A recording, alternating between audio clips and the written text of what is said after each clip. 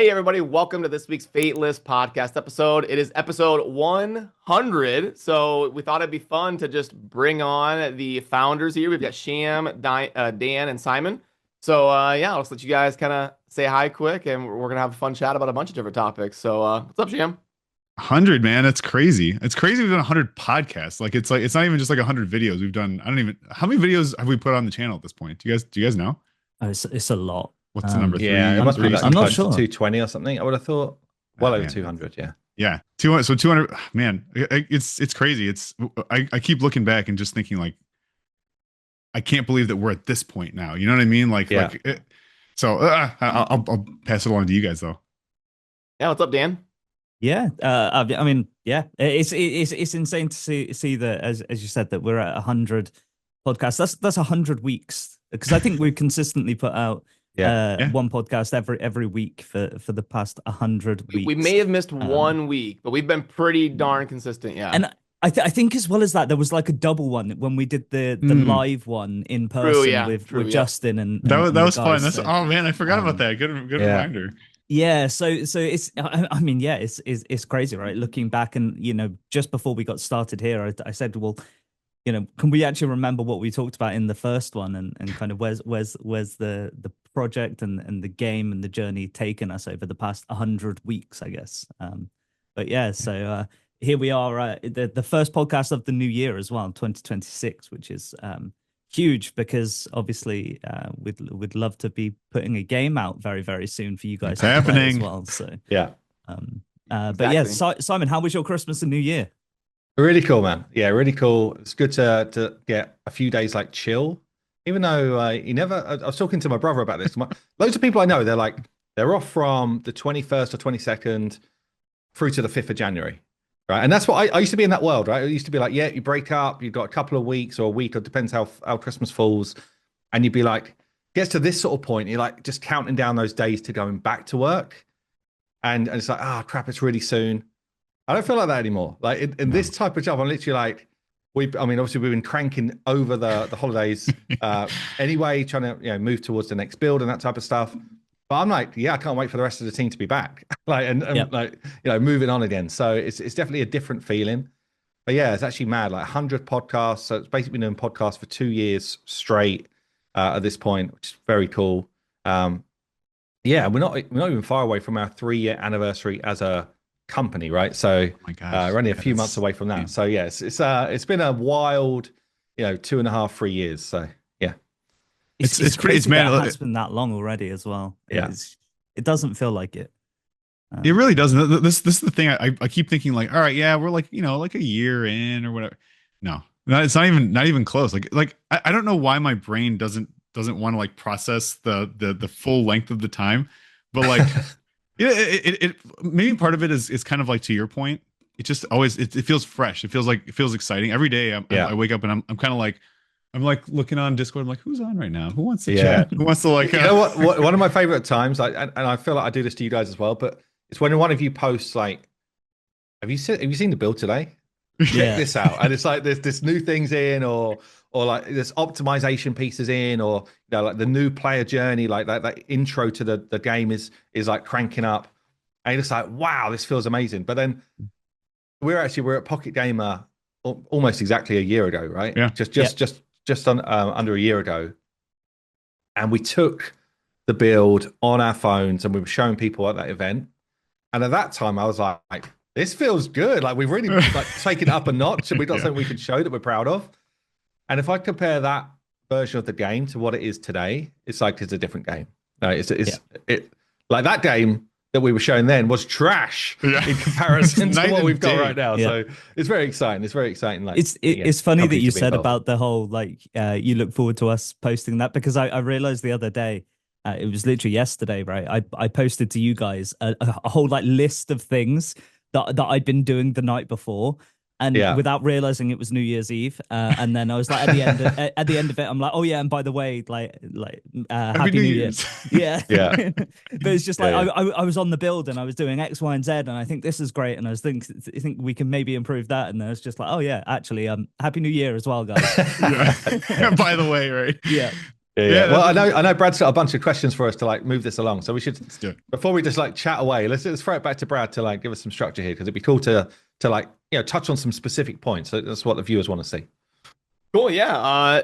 Thanks, guys. I guess I don't know who to ask because I know you guys all kind of dip your toes in every aspect here. But I know the company is up to, what is it, like 45 people? What is It's about 50. I think 51. Is it now? 51. Yeah. Did you guys envision a certain size from the start? Like, hey, we want to ramp up to about 25, 30 people, or in order to finish Godforge, we expect to hit about 50. Did you ever have a number, or was it just like we're going to dive in? And I'm going to take this one because my answer might be different to some of the other guys here. But when we first built our plan out for Fateless, our plan was, let's get a structure where we've got like the leads for different areas of the project in-house.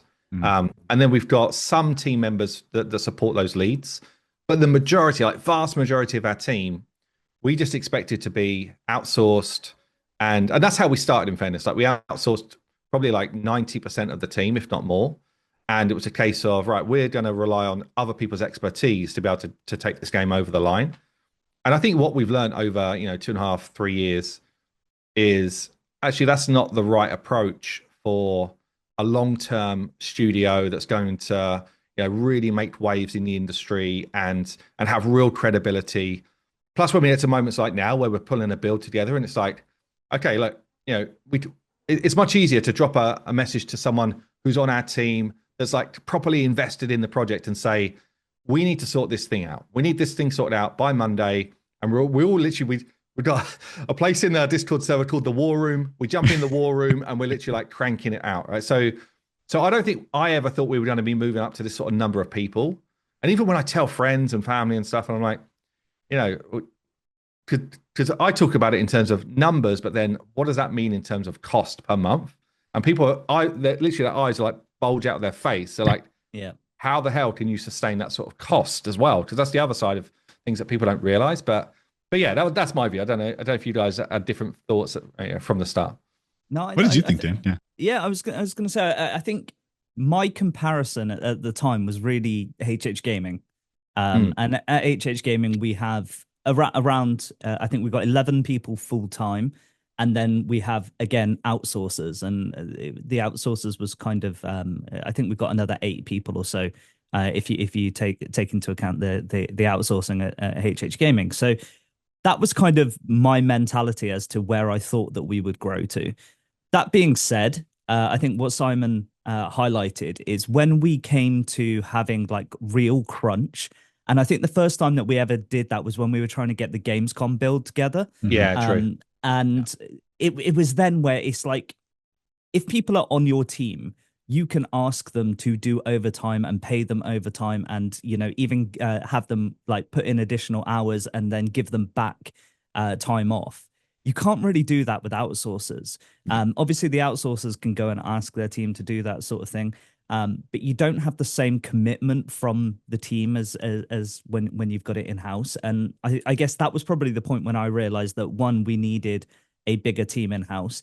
But as well as that, is when you look at the pieces of the puzzle that you want in your studio, especially like your dev team, they almost have to be in-house, because they're the people who are actually building the code, and you need to be able to trust them, and you need to know the workings of how these things are working, and have it in-house rather than being an external party. But as well as that, we've kind of we didn't just pull a switch and just be like, okay, cool, now we're going to bring in loads of people. No. We've kind of like collected these incredible individuals to join the team along the way. Like, if you think about it, we from day one we were never in the world of, oh, let's take on interns, but then somehow we landed with Nico joining the team. And as soon as he came and interned with us, we just didn't want to let him go. We needed him to be part of our core team. And then since then we've taken on other interns, but then we've met people like Jerry and Mike, and not to mention people like Joel and Dan and Damon, and all of these people who have just kind of been drawn to the project. It just made so much sense for us to kind of build out the studio in-house rather than working so much with outsourcers. Obviously, we still do use outsourcing a lot, but that, as Simon said, that core leadership, bringing it in house, just a no brainer. And actually, just before Sham jumps in as well, I will say there's a few outsourcers that have really been around since day one, who I don't even see as an outsourced person. Like if we didn't have contracts that say, you're not allowed to basically pull those people onto your team, basically they would be on our team. Like they are really, really like fundamental. Some of the artists, some of the a couple of devs. Like there's some people that have been like with us for a long time now, and honestly, they kind of just understand the essence of our company. And when it's like Christmas and New Year, they will be in the mix in our Discord, calling it out, Happy New Year, love working with the team, equally to our own team members, right? So it feels like actually they are part of the group, part of our real core. But yeah, Sham, what's your thoughts? No, I mean, echo all the stuff you guys are saying. I think it's like I think the big thing, I guess, maybe to add and to kind of like to plus one on is what you just said, which is like a lot of these outsourcers, probably the same way you guys feel about a lot of the guys and gals that are working at HH Gaming. It's like they basically just feel like they're part of the company, and that's what we always kind of envisioned. I think that what we kept realizing as we were growing and building and seeing the kind of movement and passion from the community was that we really wanted to deliver something to the scale that required us to basically to keep adding these different roles, because we always joke it's creative rocket science, right? And to get to a launch, we just really needed these people who had the expertise and could build the systems together. Some people that had worked together, and so I mean, as you said, like when we were first going for that first Gamescom build, and we were first getting to getting closer to alpha, and we just kept bringing on like, well, we need this piece, so well we need this piece, well we need this piece, or it makes more sense for us to have this person or this group or this type of person in the house. So I mean, I don't think we ever had like I think if I was just gonna say where I pictured we would get to when we first started the project, you're probably right. It's probably in the mid 20s is like just like a guess, like a gut. Yeah. But I think that we always talked about like the early limits of what we want to do. We don't want to go. We want to make it so we know everybody on the project, right? So that's something in the 80s, 80 to 100. You can't go much past that, or you just start to not know who people are. I think that we all kind of feel that, but I'm very happy that we're at the scale that we're at. Like I love it. It's definitely it's something I think we're all very proud of, and it's been a blast building it. And I will call out as well. So I think Brad, you were employee number one, and you kind of like reached out to us and said, really interested in what you guys are doing. I know that I put out a couple of videos, and at the time you were just kind of like, look, is there any way I can be involved? I'd love to be involved in some way. And so that feels like what has happened a number of times along the project, in a number of different ways, right? So whether it's someone like yourself, Brad, that's been in these circles for a long time and would love to be involved, or whether it's we meet people at an event like a Gamescom and they're like, damn, you should talk to these guys. If you're looking for an animator, you should talk to this guy. And so we have a chat, and then before we know it, they really love what we're doing with the project, and they're like, damn, we'd love to be involved. And I've never worked in a company before, maybe with the exception of HH Gaming, in fairness, actually, but where I haven't had to go out and properly like recruit people. And by that, I mean, go to recruiters. This is the job profile. These are the type of things that we want to try and do. Like pretty much everybody, with the exception of like one or two, just about everybody has come in the business through a recommendation of, I've worked with this person before. They're really cool. They're a specialist in this part of the industry, which is exactly what we're trying to fill the role of. Or actually, they can do these 2 or 3 things, which for us is important, right? We haven't got anyone that comes in and just like sits on their hands and just like, just chats to people as a manager. It's literally like, okay, we're leading the team, but also I'm going to do all these things because, we're scrappy, right? We're a startup still, and we have to, manage our costs really effectively. And it's actually, it's funny talking to some of the bigger groups out there that are now interested in what we're doing at Fateless. And literally word for word is what they say. It's like, we don't understand how you're doing what you're doing with the size of team that you've got. And that's massive praise, right? So massive praise to the team that we've got. Even for you, Brad, actually, I mean, if I think about your sort of journey in Fateless, Yeah. you've taken on and supported in probably like 3 or 4 different roles at this point, and Yeah. gone deep into those roles, not just like, oh, just like fitting around the outside. Like you've actually, I guess, broadened your skills and knowledge and everything as well. Yeah, and I think as well as that is props to your energy for getting involved in the project as well, because initially you came in and you were helping out with the community side of things and community management, and actually I think probably hosting the podcast is the last part of that you're kind of like involved in, and now you're a full-on game designer. You're working with the game design team in the background and like actually helping build out the champions, working in Unity, working on all these other things, which initially, at the end of the day, actually, aside from Sham, none of us in the room were qualified to get involved in these things. And it's really been over the past 3 years that we've learned how, the actual workings of the gaming industry works, rather than just being on the content side of it. Yeah, it's pretty insane, actually, Brad, to think about that. Like you said, like community management into game design, economy design, product, tech design. I think those are the ones that I can think of that you've worked on. Probably others, but you're pretty good. Yeah, that's about right. That's crazy, man. It's cool. Well, and what about you, Brad? Maybe we'll flip the question around to you, and then you can ask us the next one. Like, is this what you kind of pictured? Because again, you're employee number one. Like, is this what you pictured? You were like, hey, I'm getting involved in this project. We're gonna grow to 50, or this is gonna be a small team, and we'll like. What did you think?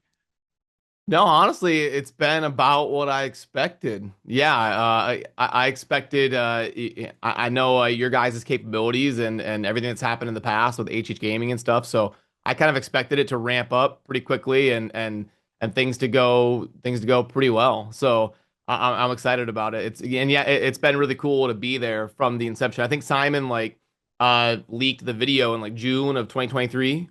About, hey, I'm making a game. So does that mean you guys were talking like in April, or like when did you guys? I think you guys was the first step going to Sham and being like, hey, we're gonna. So was that in like May or April? I think we just had this conversation, Dan and I. So we had a conversation in a meeting first, where I was just kind of like, they're asking us to make a game again, like, and I was just kind of like laughing, but no one else in the HH meeting was laughing, and I remember just sort of saying, why aren't we doing this? What do we actually need to do to be able to do it? And originally, I think Dan and I were just chatting. It was like, well, can we just do it with the HH team? Like, do we have the capabilities already? And we're like, probably close, but not quite enough. So, we'd worked with Sham before. We knew Sham's energy, expertise. We always knew we wanted to work with Sham. And actually, there was a couple of times where Sham had pitched us on a project, and we were like, oh, it feels cool, but it's not quite the right time because we're doing a bunch of stuff with the optimizer, or there was a bunch of changes going on with HH. And then we just reached, and we just made the decision, Dan, I guess, to say, let's reach out to Sham. Let's just see from his expertise, what gaps have we got? What would we actually need to do to be able to make this work? How much would it actually cost? All that type of stuff. And my guess was perfectly spot on. Can you believe all it? of that was miles out. So the HH Gaming team absolutely could never have done what we're doing. And the original like thoughts around costs and stuff were miles out, probably like tenfold out. 10? Is it 10? Probably about 10. That's probably about right. Maybe eightfold out, but yeah, like it's.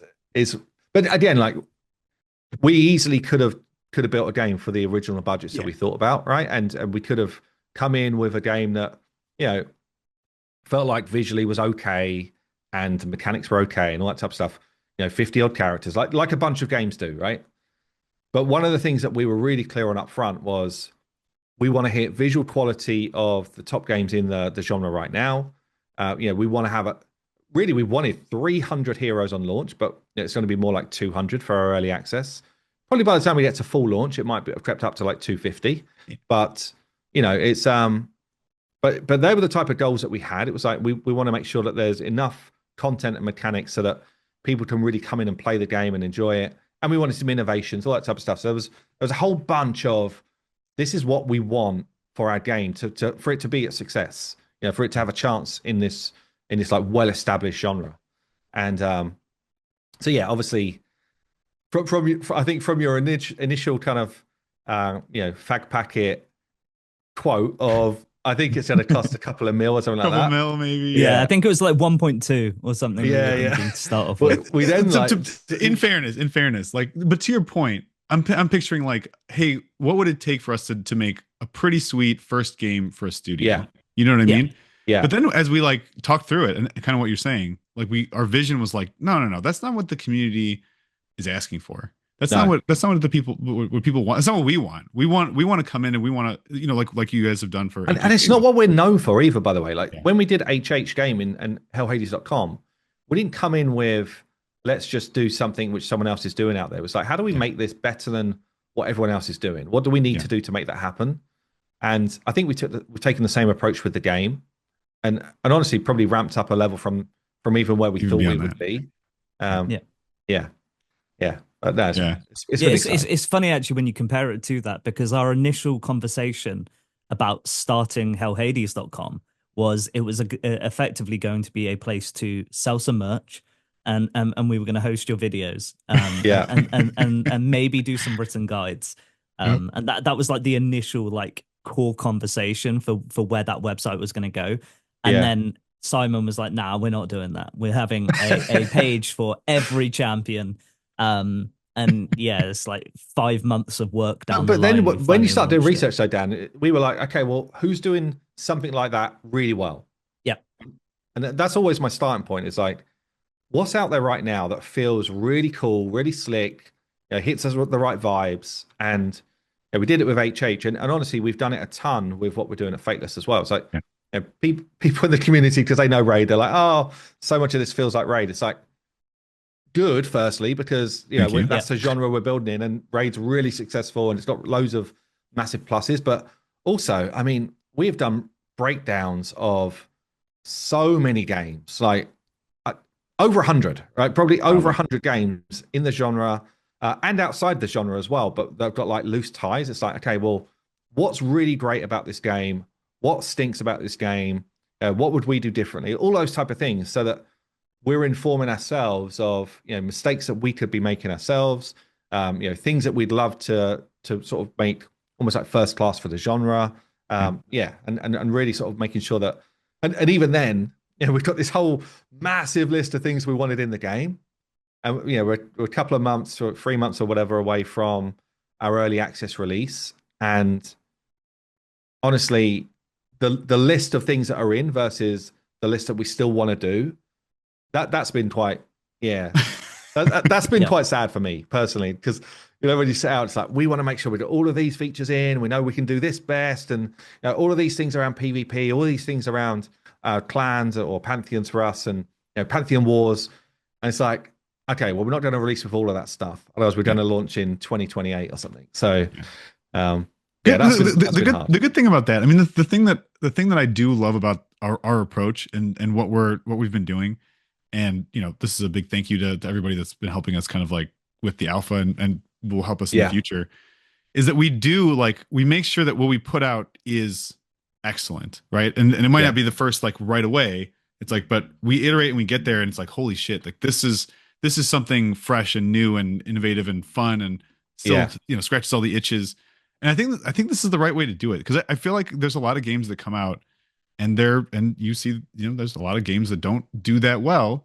They come out that try to just do everything, right? They try to like shotgun and they make a game for everyone, which is a game for no one. And we never had that vision, right? We there's lots of features that we do want to get in. We want to optimize this and that and stuff like that. But our approach of making sure that what we put out is like here. That is, I don't know. I'm very proud of that. Like, again, to your point, it's like, well, yes, I would love for all the things that we wanted to get in to be in, but I think that what we're going to put out. I mean, I've been doing. Oh, it's great. Yeah. Levels. Yeah. I've been doing levels recently, and the things that we can do now that we have the levers to pull, it's ridiculous. We can do like, just wait for the tower, wait for the campaign is going to be awesome. The bosses are freaking cool. Like, oh my god, I'm so hyped about what we're gonna put out. Yeah, and you guys had talked about which, by the way, before I worked at Fateless, in my video, I was like, Simon is high if he thinks that's the budget. So because I watched Simon's first video and I was like, I don't know about that because I know how Simon and Dan think. I was like, they're gonna want to do it big. It's gonna balloon. So it's funny to now be on this side of it and hear that. But you guys have talked about that ramp up phase. And I know you guys probably can't be super specific, but people might be curious, like how difficult was the financial part? Like, did you have to do hundreds and thousands of meetings to raise money, or did you have investors coming to you and it was kind of easy? Could you raise more money if you needed to, like if you did want to ramp up even more, or are you guys like cutting it razor thin? Maybe some of those business side things that people won't see that they might be curious about. Yeah. I mean, if you want to talk about the beginning, like Simon, you're so the kickoff. The beginning was insane, and I everyone is blown away by the beginning, right? So anyone who's in this industry, who's been in this industry for any length of time, cannot believe how we raised our first amount of money, and it literally came from my video. So I put that video out saying, Fateless is born. We're doing what you guys asked us to do. We're building our game, and we had over 100 inbound emails from people in the community that are like angel investors. They invest in various different things, and just saying, is there any opportunity to invest? Like, is Fateless something that, can we buy shares, basically? We thought we were going to raise money through venture capitalist sort of stuff. So it would be VCs that were gaming based. And actually, that's a really hard place to raise money right now, because a lot of those groups were kind of like burnt coming out of COVID. Projects didn't do as well as they hoped they would do. They then sort of went into a lot of Web3 investing, and that kind of like fell on its face. And then a lot of them now are like pushing their funding towards AI. So AI-based projects or massive AI platforms. And so when you're talking to VCs about potential funding, unless you're literally the founders are ex, CEO of Riot and the massive names already in the industry, people are really struggling to raise money.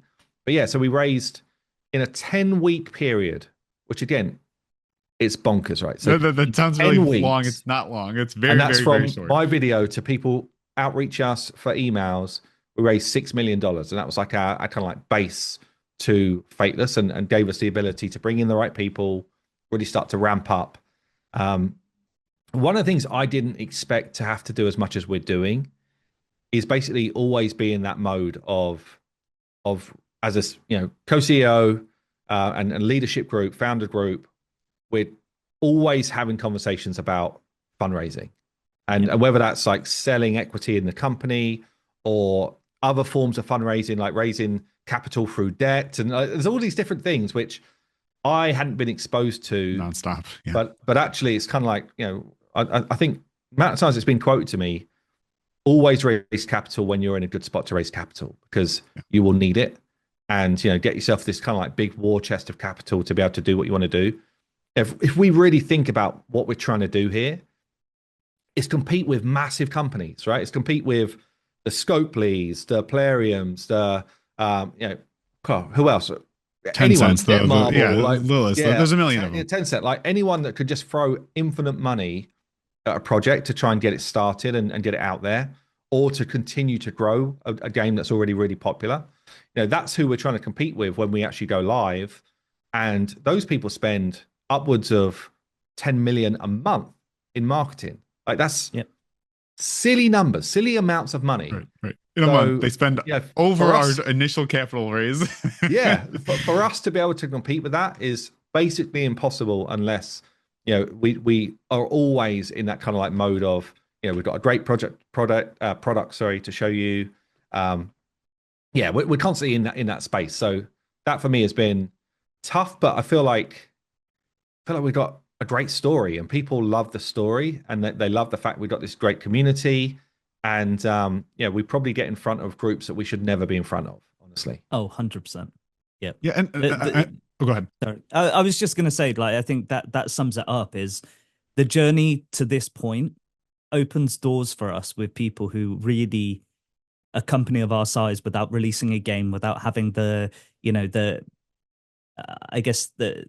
Pedigree. backing of work, and the pedigree of working at somewhere like Riot or one of these massively well-known studios and things like that. The doors that is opened for us by already having the answer, because all of these people, and Corey says it quite often, you can build a team to make software, but they're still going to have the problem that they still need people to actually play the game. Where's your distribution? Exactly. And us having this,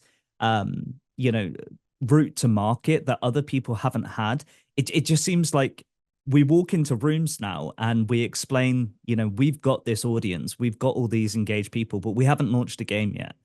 It just kind of like takes everyone back, and to the point where we recently went and we spoke at Unity at their conference, and we've also done talks at other events and things like that. But the key questions are always about, how did you guys build an audience? Like, how did you guys build a community?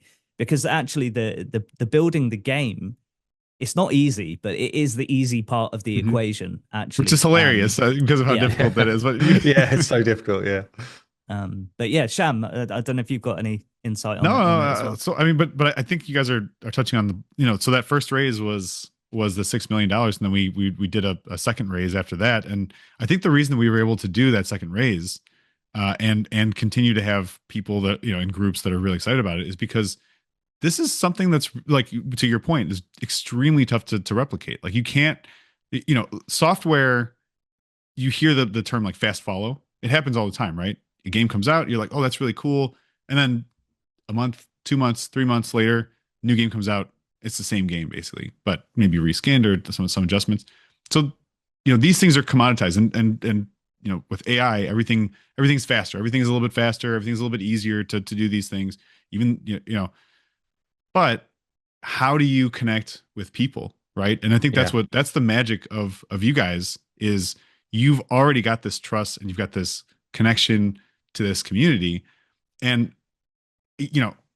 we've talked about this. We think it's basically required at this point. If you want to build a successful company, you either have a community or you build a community before you try to launch it out into the market, or you just hope to be lucky, right? And which is, you could do that. It's not really a good strategy, but you can do that. You need a big budget to do it as well, right? Or just have a giant budget, right? That's I guess the third option. But even that, things are getting more and more expensive.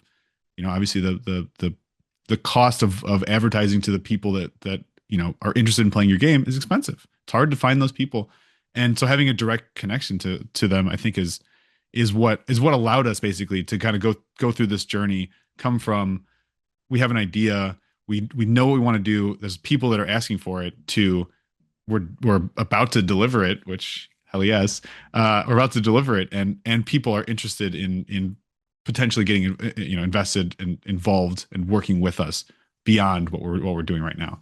Yeah, one thing as well, which I didn't expect actually, and it's been insane, is the amount of content creators that are already covering the game.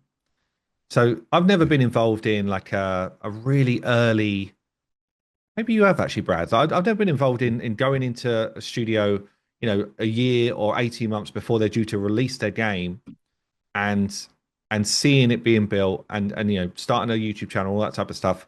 I've kind of like got involved with games when they're maybe a couple of months before release, and been involved in that sort of group where actually I'm approached and it's like, would you do paid videos for this and that type of thing, and maybe a longer term deal where it's like, actually, would you come in and support us with some consultation and that type of thing, which all of that's been cool, but I've never been involved this early. So I don't know if this is normal, honestly, to have so Definitely many people not. Definitely interested. not. No. Yeah. What's your experience, Brad? Have you been involved in any like that where you've been super early?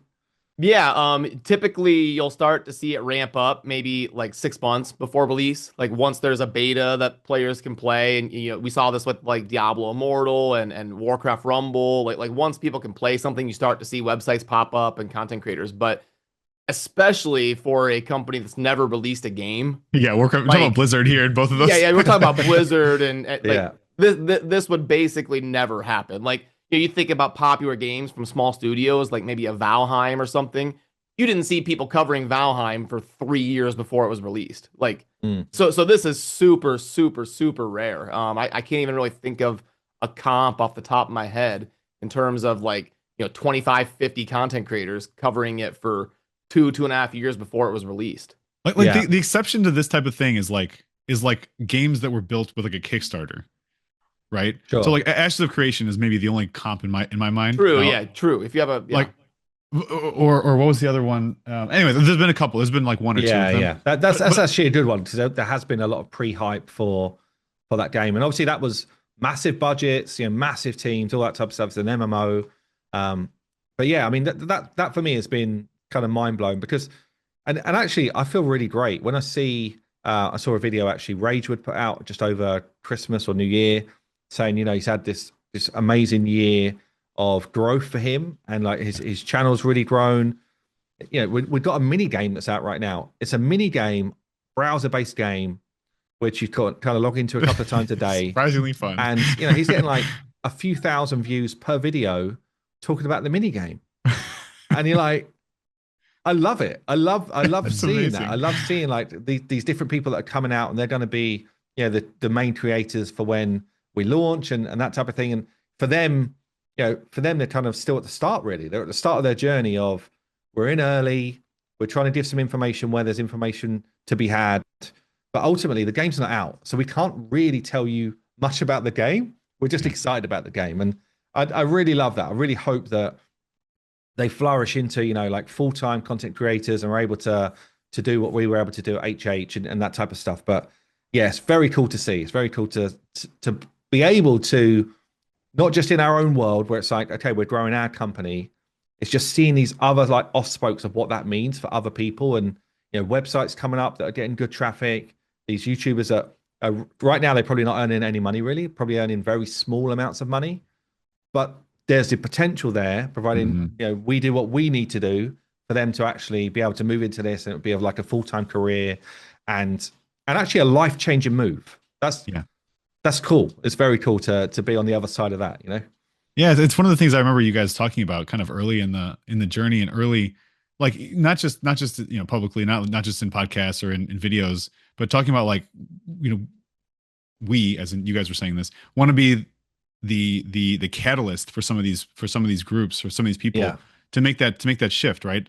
They're at their job, they're really more excited about doing content. They want to be on camera. They want to be talking about games and stuff like that. So to be able to be that catalyst, I mean, it's so cool because it's already happening. And I think that, this next step is going to be the big, push to the, for a lot of people. Well, but it's going to be a push, right? But it's still not the big push. Like the next step is just, we're going to get an early access out where, okay, our community will be coming in and we'll start to do some marketing, but actually, compared to what it will be in maybe the big push, 4 months, that's when we start to really push marketing budget and start to compete with some of these big groups. Then numbers again, like it's just ramp, it's just stepping stones, isn't it? It's like, the alpha was the first one, then this mini games thing, then the early access. It's all these like stepping stones to growth. And sorry, I cut across you, but I was just like, it's like it feels like this is another big milestone for us. Yeah, but it's still the next stepping stone milestone. It's kind of weird, I agree. It's and that's how each thing has kind of felt. Like, I'm a climber. I always think about all my analogies are all climbing analogies, but it's like you can see that top of the mountain, right? The summit. But I like that we have these base camps. We have these kind of these spots that we've kind of been getting to. So I don't know what's. Maybe I'll throw a question out because before you do, can I just say, like, I did this challenge with Lady H and a couple of my friends where we did like a cycling, then this rowing, and then we climbed a mountain. And I kept seeing the summit, thinking we're close, like we're closing in, and it keeps was away. Still so fucking far away each time, man. Don't use this as our analogy. Come on, son. but that's kind of what it's like. It's like, we've got this next build for Gamescom. The build's cool. People are able to play it cool. And then you're like looking up. You're like, well, the next thing for us is our alpha. So it's like, well, let's just go to there. That's easy enough. And it's like nothing's easy. It's hard yards. We had to do another raise. Like we had to bring in more members of the team. We had to make sure that all of us are cranking away at various different aspects of our roles and making sure that things stay on track. then we're making really hard decisions around, okay, look, for early access, which features are not going to come in. Right. That's brutal. That's like brutal. That's like giving away one of your children. It's like Sophie's choice. So yeah. Anyway, sorry. I was just like, yeah, it's no, you're exactly right. It's like it's hard. It's harder than people think. It's too funny because like I think the same thing. So my mom just came over the other day and she's like, oh, so how are things going? Like, I'm like, oh yeah, the things are going great. She's like, so when is it going to be done? Yeah. And I'm like, Mom, you're thinking about this in the wrong way. Yeah, I was going to say, I don't think it's ever right going to be done. Yeah, I have exactly that same conversation. So, so is it finished near enough? And it's like, well, it's like we've nearly got to the next start point. You can almost play it if that helps. It's playable. It's exciting. It's fun. Yeah. Is it finished? When we launch, even global launch, is it finished? No. No. We're not gonna. Well, it's just be another starting line. But that's the beauty of it, man. That's why. I mean, everything I've ever done has always been like that. I love that feeling of progression and that feeling of like building. I think that it's this genre in general. That's why we love these games. Yeah. That's why we love these games. So we're in the right business.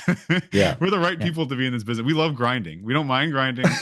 We have a goal. Yeah. We can see it. We get the goal. But what's the next goal? Exactly. And that's like kind of the general pacing it. But so the question I want to ask, which of these, let's call them base camps, which of these base camps have been the most fun for you guys along the way? You know what I mean? Yeah. And so like it could be that starting line, right? It could be like, oh, the first day we decided to do it. Could be that, or it could be where we're at today.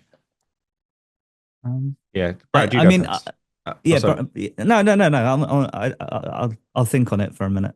But I think for me it was Alpha 3. Getting finally everything culminating into a competition with a leaderboard and seeing the staff dive in and play and the player base dive and play, and then you're getting content creators, and it's so fun from the design side to like design something, and then you see a content creator talking about it and grading kits and doing tier lists. So Alpha 3, when all of that like 2 years finally culminated into like an event.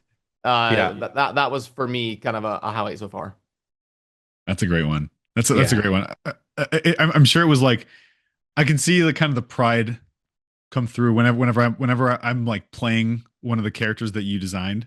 You know what I mean? Like, because it's like there's a lot of love, a lot of effort that goes into thinking about, okay, hey, what kind of character should this be? What should they do? What should they be good at? What should they be bad at? How powerful should they be? So that's got to be. I mean, and that's just one little tiny part of the process. But yeah, man. Okay, Alpha 3, I love it. What about you, Dan? So I think the one that I'm most excited about, we haven't actually reached yet, which is going to be the actual end of Alpha, I guess, launch event that we're going to be hosting for the winners. Okay. And I think one of the main reasons that I've particularly been really looking forward to that is because the planning of that started back in really just before Alpha, when we were saying, okay, cool, what's the prizes for Alpha going to be? But then if anyone's been paying attention to Squidmar's channel, he's been working on this project in the background, which is going to be absolutely insane. So he's been hinting about it on his smaller channel, but then he's going to be doing a full feature of building the actual scene from the Alpha, where it's the dragon and Brunhild and the characters all around it. Fafnir like taking on the squad. It's gonna be cool. and but as well as that, I love actually meeting people in person who are genuinely excited about what we're doing. And that event, when we're going to be doing the event at Gary's museum in Vegas and having some of the people out there, to actually get face-to-face time with people who were so engaged in our Alpha, and just kind of launch that, I think that's when it becomes very real. I mean, we spend a lot of time on calls with each other and things like that, but there's nothing like the productivity and the vibes that we get when we actually go away to these events and do these things in person. Like, I always feel like super energized to come back and be like, all right, cool, let's go work on this and things like that. So there's been incredible milestones along the way, and I'm excited for the early access. I'm excited for the launch, but I'm also excited for this event that we're going to be hosting. Oh man, that's going to be so good for the guys. So yeah, what about you, Simon? Oh man, this is a hard question, right? Because I'm kind of with Brad in terms of having players in properly playing the game. Like that was a really emotional point for us. Is like, and for me personally, I was like, this is awesome. We got the Discord just like flying. People are like really like vibing around, best teams, how you beating this boss, all that type of stuff, which was exactly what we wanted for the alpha. And actually, it surpassed all of our expectations for how the alpha was going to go. And especially the alpha 3 was cool. There's another moment which I'm going to call out, but it's not my top one, which was the last time that we went to Hellhades, which was basically where we recruit interns. And it's in Belgium. It's like a specialist university, which is around digital and arts, and basically it's just a whole bunch of gamers, right? It's gamers that are either learning to be game devs, artists, all these different disciplines. And the last time I went was with a few of our team, 2 of which were interns before, and Paul came as well. And we had so much interest from the interns in Fateless and what we're doing with Godforge. And like we were really on the map to the point where we had over 100 people sit with us for an interview to try and become an intern. And it's just like, damn, this is the next generation of game builders, right? And they're really enthusiastic, and they've done a ton of research. They really understood our project. They've been in our Discords. They've watched YouTube videos. Like they absolutely get it, and they want to be a part of the team. So for me, that was a real like sense of pride from that. But my number one is actually, I think, GDC, when we hosted that party. Unfortunately, Dan, you weren't there for it, but No, it was I wasn't. How dare you steal mine? I mean, it looked great. Oh, so right? yours. So good. No, keep going. No, I was just going to say, so we had Justin Khan DJing for us. We had our announced trailer cinematic all around the building, like in this nightclub. Basically, it was on all these screens around. The music's blasting out for the first time. So everyone's vibing to it, and oh man, it was just like a crazy emotional moment. We had people queuing around the outside of this club to try and get into our party, and I think it was like, I don't know, 3,000 or so. It held the club. People were literally. I had some of the leadership team of Plarium. No. The club held 300. The club held 300. We had 2,500 people that signed up. Sorry. So yeah. That many people come. Sorry, yeah. But I literally had like the leadership team of Plarium messaging me saying, "Can you come down and get me in through the doors?" It was wild, man. It was wild. Like Justin, like it was DJ set was freaking awesome. We had a few of our investors and a few of the community were there as well because they live local, and like we were having drinks together, and it was just a brilliant night. But also it was a brilliant night, which is cool. People loved the announced trailer. The song was blasting out, Serena's song. It was just so great, actually. Like it was a real crazy moment, a crazy evening. Yeah. Sham. It's funny because so like I had this was on my list for sure. I would say that my actual number one, if I really think about it, is the moment you guys came and said, let's start this business. If I'm honest, if I really think about this, because so just to give a little bit, just a tiny bit of backstory, I think you guys have heard this, but I had been running a company for like 10 plus years. I had kind of wound down because I basically ran out of capital. We ran out of money. I couldn't keep the company going because the NFT thing. And long story short, I was like, all right, well, I'm going to pivot to other stuff, right? So I was doing, I was having a lot of fun with this with a friend of mine who runs Preview Labs. I was doing some of these rapid prototype stuff for all kinds of great companies and organizations, and I was about to take the next step to join and be like, like part of that leadership team, and literally, you guys were like, hey Sham, let's do a quick chat, like can we talk? And I mean, just think about how different my life would have been if either I said, it didn't work out, or you guys decided not to ask me, you asked someone else, whatever. A million different, like universes essentially. Yeah. And it really was the start of something that is like unbelievable. Like it's so I would say I'd say that's number one for me. That's been I'd also say, like, so let's say we didn't go down that route and we're just like, oh, I think we can do this ourselves. If we hadn't gone down that route, I don't think Fateless exists right now. Like, and that's a credit to you, Sham, in terms of I've never met a person in my life that can just be friends with everybody in the room. Like, it's just amazing quality, honestly. Like, that you can just go and chat to anyone. Doesn't matter if they've been, the ex-president of the United States, or if it's just like a guy on on the streets or down on his luck. It doesn't matter. You'll go and chat to them. You're really interested in what they're all about, and that's like a real skill. And I think that's helped us along the way. That plus obviously your dedication and knowledge of the genre and all of those other things that you would expect. But there's just a quality around your ability to network, which it surpasses anything I've ever seen. And I was in sales at a high level. I saw people that were meant to do that for their jobs, as like BDs, and they're nowhere near it. Like they literally they couldn't get anywhere close to that. So it's been a real, so it's been massive for us. I think as well as that, like, one of the main reasons that they're not as good is that it's almost forced a lot of the time. With Sham, it's not. You're genuinely interested in what everybody in the room is doing. If anything, we rein Sham in. Absolutely. Sometimes I'm like, are we having a quiet night? And Sham's like, yeah. What's your line, Sham? Can't miss it. Can't miss this one. Can't miss. Yeah, we can't miss this one. And I'm exhausted. I'm like, surely we're just going for dinner with the team tonight. It's like, we can't miss this one. And then we go there and it's like, oh, we met this person. We met this person. Was like, and you come back, you're like, he's right. You can't miss it. It's just, it's too good an opportunity to be in the mix. So, but you guys don't give yourself enough credit though. Like, I mean, as soon as you guys are in the room, it's like, I have that certain quality, right, of like coming in on the bringing in to the conversation.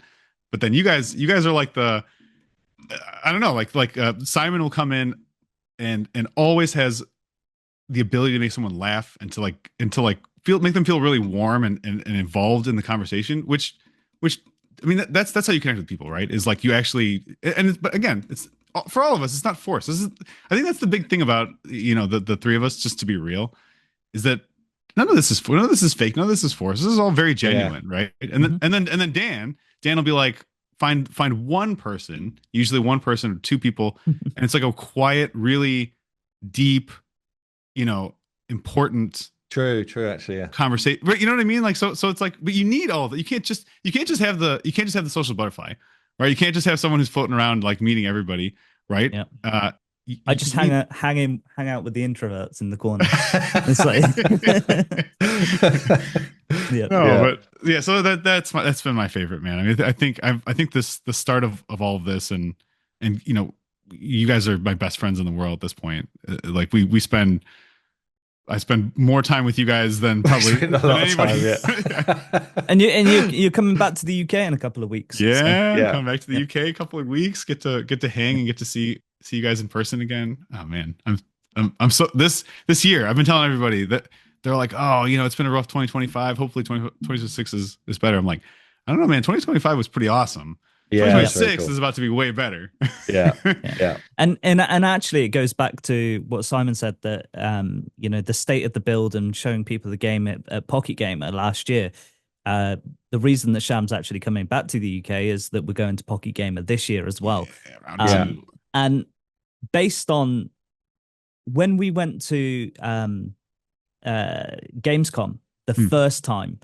Nobody knew who we were. Nobody knew Fateless. You almost had to introduce yourself to all of these parties that we went to. This year, when we went to Gamescom, we were invited to so many parties because everybody knew who we were and what we were working on. And I feel like it's going to be the exact same thing at Pocket Gamer now, because it's like you don't have to make that introduction because everybody's heard of Fateless. Like the amount of traction that we're getting, not just like within our community. If you look at the amount of publications that are talking about us now, we've been published in Forbes. Like Simon was interviewed by Forbes recently. Yeah.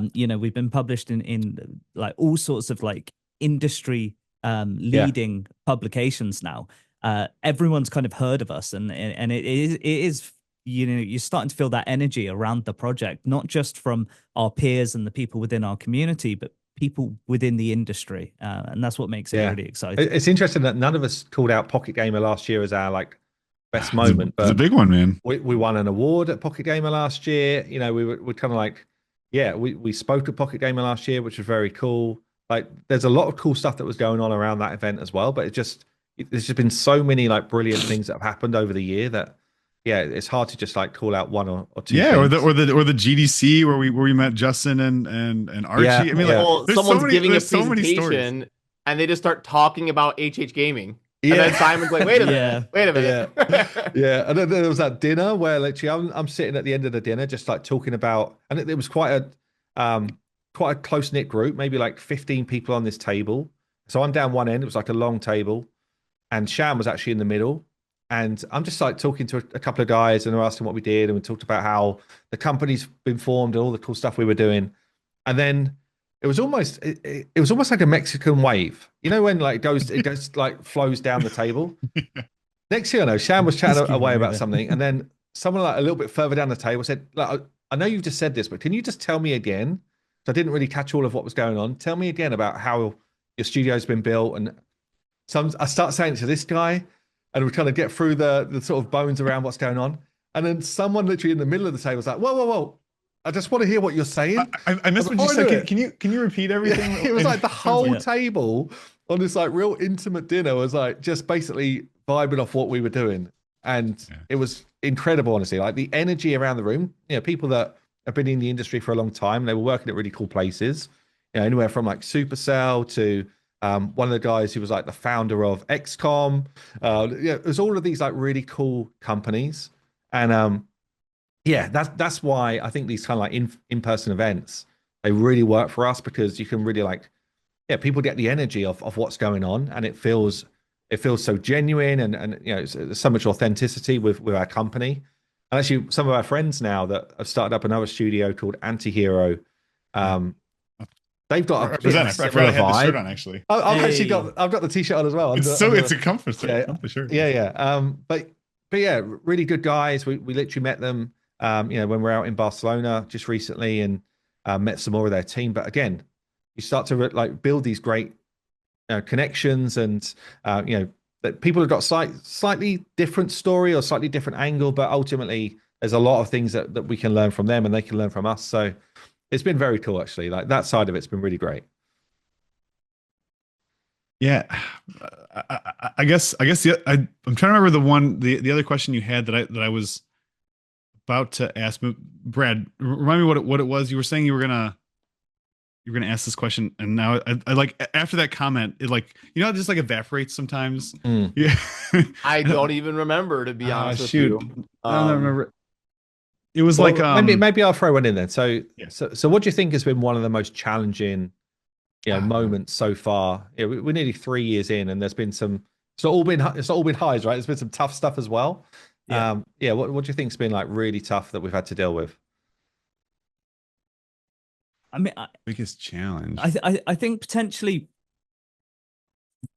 realigning the studio on what the game was that we were trying to build, I think is probably the biggest challenge. We do go back to that one quite a lot, but when we made the fairly dramatic pivot from the rest in peace grid system to kind of too soon, Dan. It's too soon. Yeah, I know, right? It's a fresh wound. But I do still think that that's probably the biggest challenge to us as a studio. And I guess in terms of leadership, probably the biggest challenge is when times like that arise, just remembering that we're all fighting the same battle, and we're all everyone's got different opinions and different visions, I guess, of where this is going. But it's just kind of having that understanding that everyone's heart is in the right place, and everyone is trying to achieve this incredible goal together.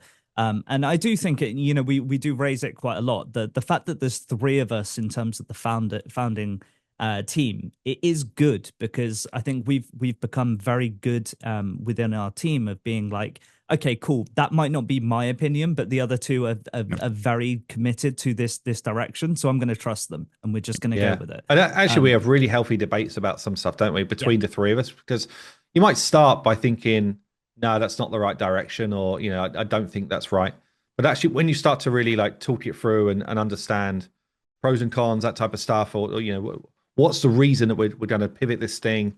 That's a good example. I think we've had a few more like it actually over the years, both in terms of like small things but bigger things as well, or in terms of the direction the game's going to go. Things we're going to cut from the initial early access build, and we're going to push it out further on. Like there's a whole bunch of really tough things that you have to work through, and there's also other things like the leads of teams will come to us and say, okay, I need one or two more people on my team if you want us to achieve this level of quality. And and you can't just endlessly bring people in. You can't endlessly put people's money up. All that type of business stuff where we're trying to protect the future of this team and make sure that unlike a lot of studios which end up folding or what have you, we're trying to make sure that this team has got a future, got security in their roles, all that type of stuff. And there's people that I guess there's stuff you don't see behind the scenes that we're always managing, and that's for me that's probably one of the bigger challenges, is constantly looking at that. What's our runway look like over the next 6 months? What do we need to do to make sure that we achieve what we want to achieve?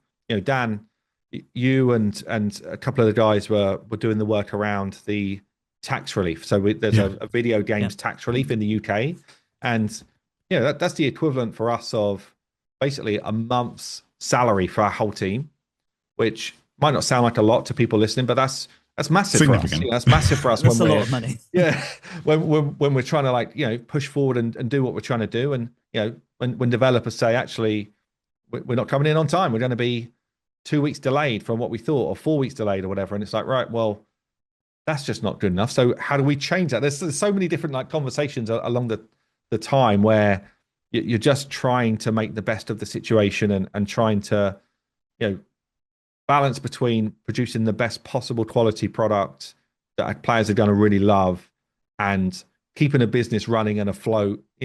There's so many things actually.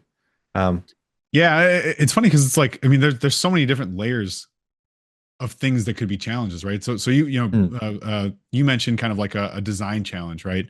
With with us deciding, hey, I mean, and obviously a very, very core design, right? Design development, it actually linked to everything. The grid system, rip, but it'll be back one day. but the grid system into this system, which, I mean, it's been the best change ever, frankly. Like, I mean, if I look at what the game is going to visually look like, how it's going to feel when you're playing it, what it basically gives, like, it's just better. It just is, right? But like, do you feel like we've become very good at it though? Because I mean, if you just put it into perspective, like the grid system was like one thing, but we actually had this more so recently with the mini game. Where the actual design for the mini game that people may have like heard hints about was actually going to be more of like a Capybara Go style game, but it was just getting to the point where it was like it was too big a delivery for us to achieve the outcome that we wanted to achieve with it, which was just to give a very cool event to allow people to build a pack to start the game with. And it kind of developed into this thing which had, we'd invested quite a lot of time, and time is money, into the project, and that project will still happen. But we sort of adapted and we came together and we're like, right, okay, how can we pivot to get something out in a reasonable time, which still, delivers for the community, creates a load of buzz and hype around the game, but then allows us to actually, focus on delivering the game, not just the mini game project. So I do think we've grown as a team with the ability to make these kind of pivots. 100%. I mean, because I think I was in the airport when we were having that discussion, but it was like we were just like, decision, cool, moving on, decision, cool, moving on, decision. It was like cranking through these things, and they're not trivial decisions, right? There were a lot of decisions around like, okay, well, we have this amount of time from this person who has this specific skill set. What can we do? That is gonna feel great. How long do we give before we say, hey, this isn't gonna work, or this part isn't gonna work? And it's like, but I don't know. Like you said, we've gotten quite good at it. So like, if I think of like some of the other big challenges that'll be obvious, I think to a lot of people will be the IP. I mean, that was a big, Oh yeah, like the just the Yeah. initial thing. I mean, think about how much effort was put into yeah, a those lot of IP time and effort. presentations. Yeah, A lot of time, a lot of effort. I mean, and I think, but these will all pan out in the sense that we will have made great relationships and we'll have people that will be willing to kind of collaborate with us in different ways or connect us with other people that are. But the amount of time that was spent on that was pretty significant. Yeah. And then having, I mean, Simon, you had to be the bearer of I mean, of good news, but of like shifting news yeah, from, hey, we're going to be doing one of these big IPs to Godforge, you know, and we didn't call it Godforge at that time, but yeah. That was actually massive. Yeah, this it is going to was. come. So like that was a big one because it was, I mean, it was tough. It's tough. You like to say I'm going to do something and then you do it, and I think that we're all kind of like that. But you know, the maybe that was one of the earlier realizations that we need to be very agile and we need to be able to make to find other paths. Right? There's not just one best path. There's other great paths, and sometimes, and I think at the end of the day, this is a better path that we ended up on. So, oh man, yeah, I don't know, Brad, have you had any big challenges for you, like along on the road in the past couple of years? I mean, nothing crazy. You know, learning Unity is definitely a challenge, but it's a Wow. fun one. So, Yeah. I mean, that's nothing like devastating or crazy, but yeah, it's funny that was like one of the last ones on my list. You brought up the IP, and I was gonna ask about maybe Simon, was there a main reason that didn't end up happening that you're able to share? Was it just a financial thing or was it a control thing? Were they going to try to dictate Godforge? Was there a reason that didn't occur? And also, is it a possible? Because people always ask this, that we'll see collaborations with these people you met with. Will they bring into Godforge as part of like a 4 or 5 hero event, even though we couldn't do a full game?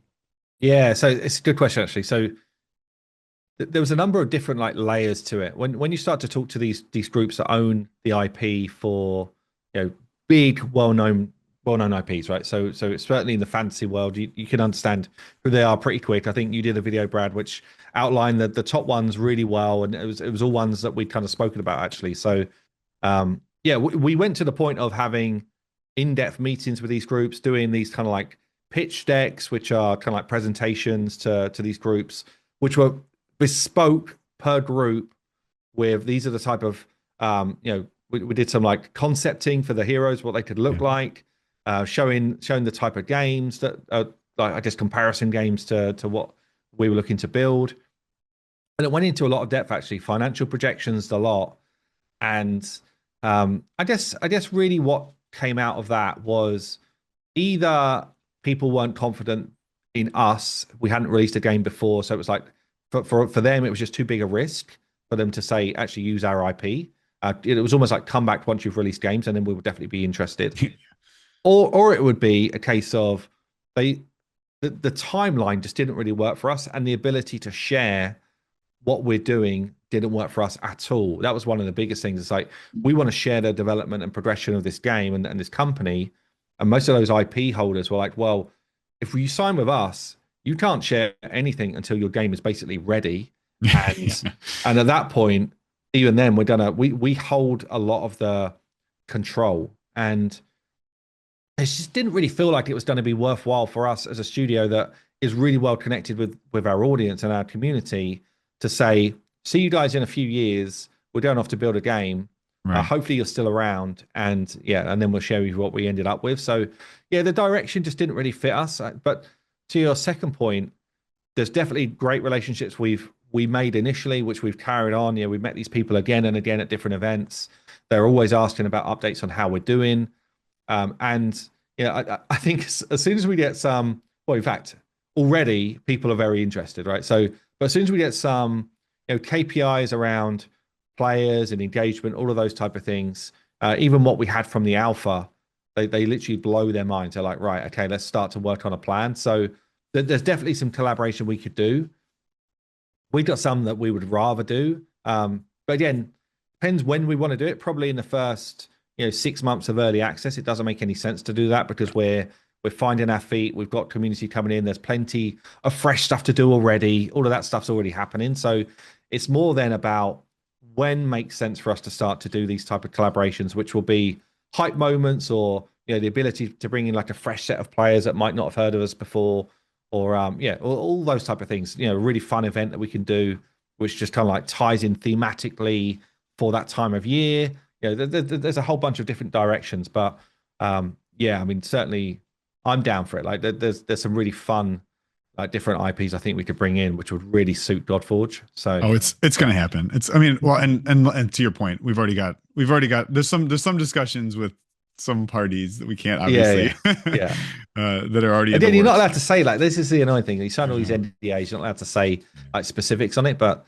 there was a couple actually which we were really close on, kind of like pushing through with in the early days, where and both of them I've been like, damn, this is really cool. It'd be really cool for us to do this as a game, but it just didn't feel right. And then in the end, and don't forget, you didn't mention the financial aspect of it, right? It's true, it's a significant portion of your revenue is just going to the IP holder, right? And that can work because maybe you have a large audience, et cetera, et cetera, and there's plenty of reasons that you still go forward with it. But at the end of the day, I mean, it's kind of amazing that we built this IP and now we're an IP holder. So there might be people that are coming to us at some point saying, "Hey, can I do a show? Can I do merch? Can I do this? Can I do that? Can I do that?" Like that's so for that would be awesome, as a company, right? Imagine if we become the fallout of I don't know 2030 or something, where it's like, okay, this new Netflix series is coming out and it's based on our IP. Like that would be very sweet. Very cool. Yeah. Doesn't have to be Netflix. No. I mean, Amazon out there. Don't other worry. brands we would still consider. Oh man. Well, should we wrap this thing up? This was a great 100th episode. It feels like to me. Yeah, it's almost like we should make this a New Year's special or something every year to get an update. Yeah, I like that. This was a lot of fun. Thanks, guys. And yeah, like they've all said and talked about, we've got early access coming up very soon for Godforge. We've got the minigame live on godforge.gg. We've got the Discord down below if you want to be a part of the community and talking about what imprints and heroes to chase after in the minigame. All sorts of amazing stuff coming up soon here in 2026. So yeah, thanks guys. This was a lot of fun, and we'll see you soon in the next Fateless podcast episode. Cheers. I guess. Cheers.